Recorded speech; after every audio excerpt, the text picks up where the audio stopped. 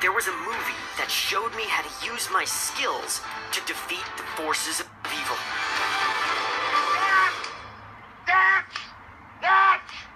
Yeah, not that movie. That movie. It's Crossroads, the classic 1986 guitar-themed road movie where an average kid from Long Island squares off against the devil in a musical high-stakes poker game. In a decade of teen empowerment, when kids with technical, musical, athletic, and extraterrestrial superpowers rose to the occasion, Crossroads fit right in. Amazing! The Karate Kid had completely reconfigured his skills from martial arts to marshals and axes. But we knew that this was really guitar legend Steve Vai, who played not only the infernal six-string nemesis Jack Butler, but also all of the now famous classically inspired guitar parts. Neoclassical guitar had seemingly appeared out of nowhere 2 years earlier, with Yngwie Malmsteen's 1984 debut album, Rising Force. Yngwie was already known in guitar circles as a member of Alcatraz and Steeler, and the hardcores knew him even earlier than that from Mike Varney's Spotlight column in the February 1983 issue of Guitar Player magazine. Meanwhile, Steve was cutting his teeth in the realms of the avant-garde as the little Italian virtuoso in Frank Zappa's band. But guitar evolution was moving so fast that before long, Steve was also playing in Alcatraz, deftly handling many of Yngwie's neoclassical leads, and expanding them with his own space-age take on two-handed virtuosity. By the time Crossroads hit theaters, the neoclassical style had gone from niche obscurity to silver screen glamour in under 3 years. Steve was suddenly its most visible exponent. So for a lot of kids like me who were just entering our teens, Steve's incredible playing on the Crossroads TV commercial was actually our introduction to the style. Oh my God, the exotic sonics, the extreme accuracy, the emphasis on picking every note. It was the whole ethos of the neoclassical movement distilled into one lick. Eddie Van Halen had launched the guitar skills arms race in the late 70s, and it was immediately apparent that this was the next step in its evolution. Thousands of 80s kids heard Steve's impossibly precise picking, placed prominently at the apex of the trailer just before the title card, with flux capacitor lightning bolts for extra effect. And we immediately knew that the key to defeating the Prince of Darkness was classical music, and more specifically, the diminished seventh arpeggio. The diminished seventh is a cornerstone of Yngwie's sound, and one of the most identifiable harmonies in the neoclassical lexicon. It's constructed entirely of minor thirds stacked on top of one another, which gives it a rootless feel that's perfect for inversion-style sequencing. This free-floating sound was utterly unique for modern rock, and the fact that it was arpeggio playing only made it even more mysterious, since it wasn't common knowledge yet how Yngwie was even doing all this. It goes as follows. Of course, nowadays, Yngwie's famous three-string sweep arpeggio shapes have become de rigueur in many styles of guitar playing. But the thing about the Crossroads diminished arpeggio lick is that it actually wasn't sweeping at all. It was alternate picking. Of course, Ralph is just miming the hand movements here, but it doesn't matter because we can tell just from the tone that this is not the Yngwie three-string solution. The Crossroads pattern really is moving across the strings, and this is an approach that 30 years later still packs a punch.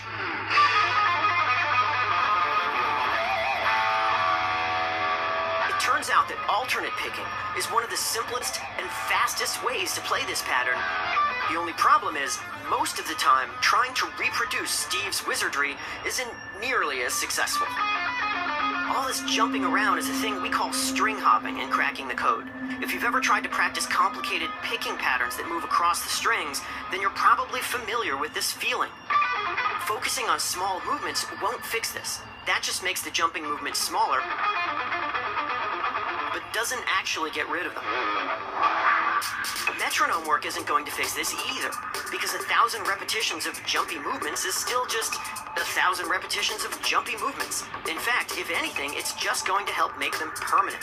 The real question is, how do you make the jumping movements go away? And the first step is understanding that the Crossroads 4s pattern is really 2 licks in one. The first lick is a 2-string lick with 2 notes on each string. Then the second lick is a 3-string lick that goes 1 note, 2 notes, and then 1 note. Then you move down to the next group of strings and start again. 2 and 2, 1, 2, 1, and so on. So let's divide and conquer. How do we solve the first pattern? Well, 2 note per string licks are pretty common. We see them all the time in pentatonic playing. And the alternate picking solution to this is something we talk a lot about in cracking the code. Let's say we're picking back and forth on 1 string. This means the point of the pick is down here, in between the strings. If you play an upstroke, you're trapped between these 2 strings. And if you play a downstroke, you're trapped between these 2 strings. Either way, you're stuck.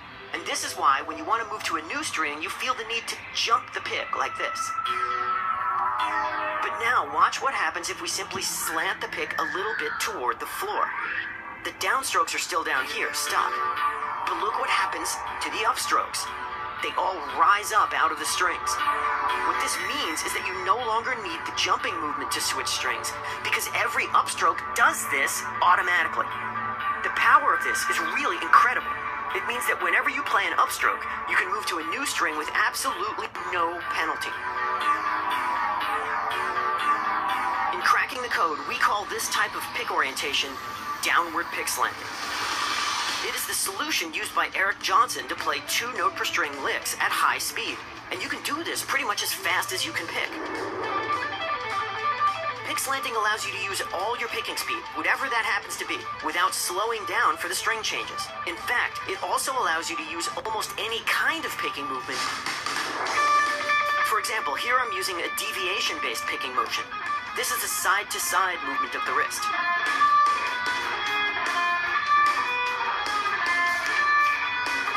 But you could also use a rotational forearm movement.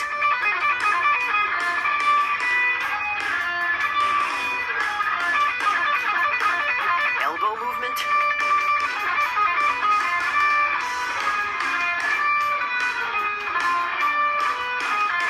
You could even use shoulder movement. In the downward pick slanting world, the biomechanical source of the picking movement is not critical, only the path of that movement. As long as its travel is oriented so that the upstrokes clear the strings, you're good to go. So that's the first half of the lick. To solve the second half of the lick, we're going to take everything I just told you and turn it upside down. Upward pick slanting. When you lean the pick upward like this, it's now the downstrokes that escape the strings, and the upstrokes are stuck down here. But that's okay, because in the second half of the lick, we're not going to be switching strings after upstrokes at all. How easy is that? The downstrokes push away from the guitar, and the pick effortlessly navigates the changes across 3 strings. Down on the single note, up down on the next string, and up on the single note. We normally think of 1 note per string sequences like this as challenging, but in this particular case, you can see that it's totally a non-issue.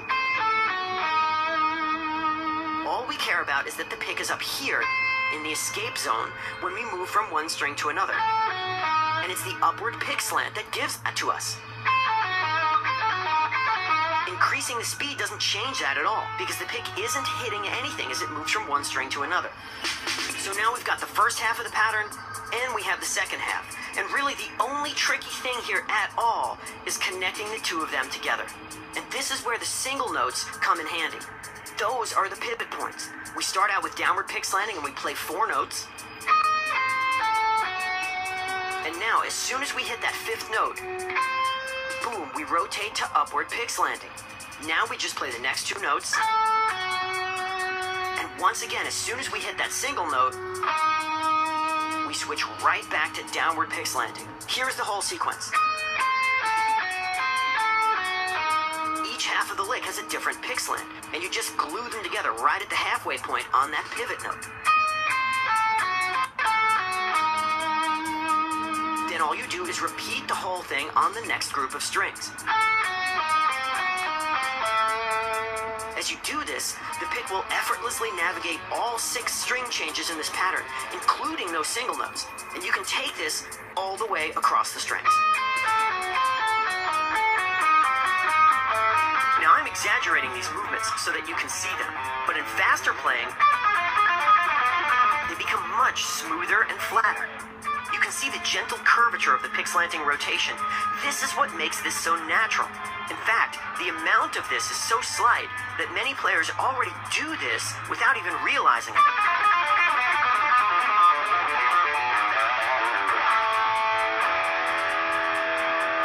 And by becoming more aware of this string switching power, you can start to do some really cool things.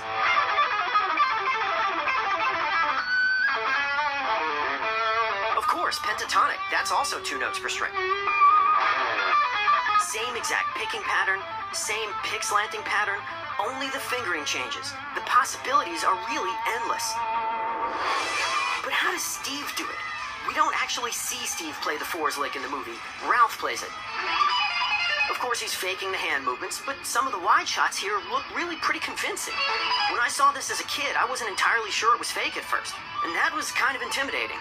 And what was also intimidating was this.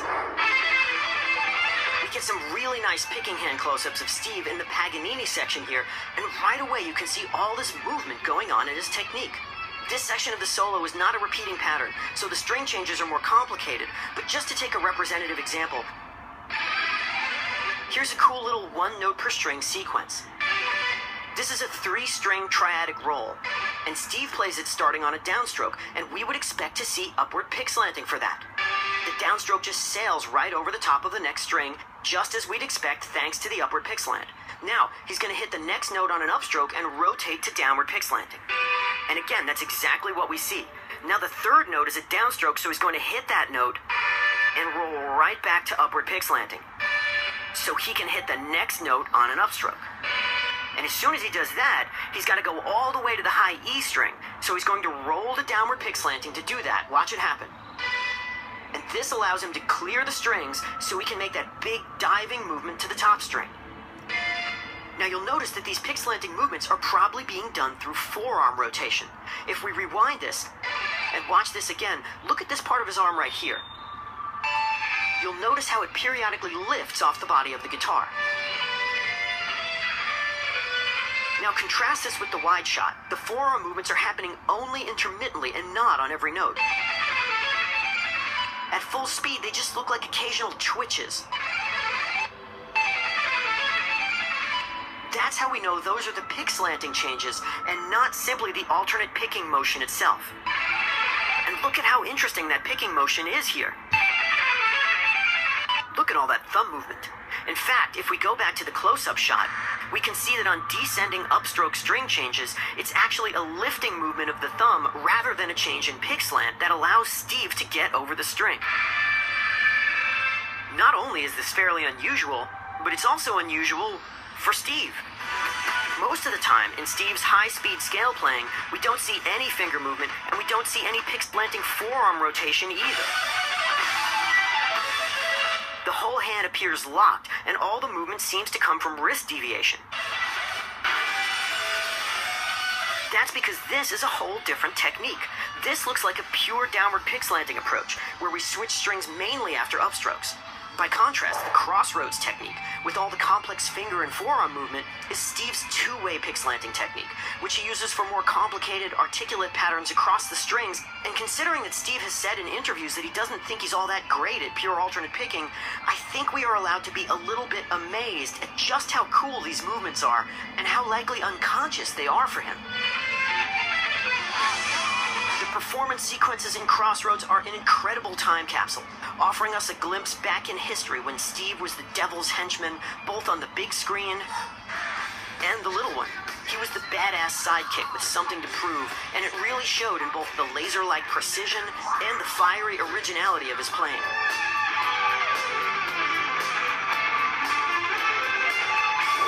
So when launch into your diminished fours, you can summon up a little bit of that Jack Butler black magic